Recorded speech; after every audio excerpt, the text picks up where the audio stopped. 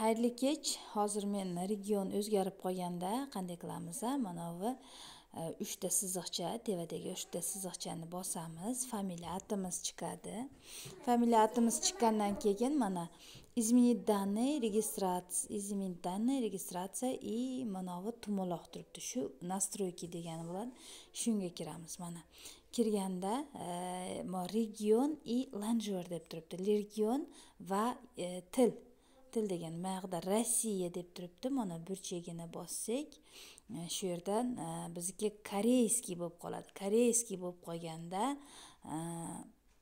nimamiz koreyskiy bo'lib chiqib beradi. Koreys tilida chiqib beradi koreylar. Hozir men sizlarga shuni o'nglab beraman.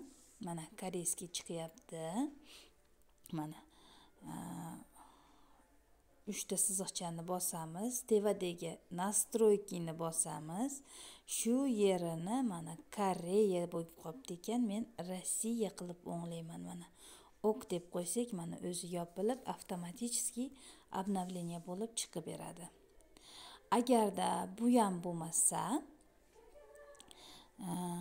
yana boshidan kirib turib, mana o'sha o'rischa bo'lib qoldi meniki, region Rossiya, lanjor degani язык ruskiyni tanlaymiz.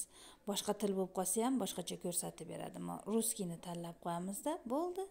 Shu bilan bizni lichniy kabinetimiz rossiyskiy bo'lib qoladi. Rossiyskiy sayt bilan bo'lib qoladi.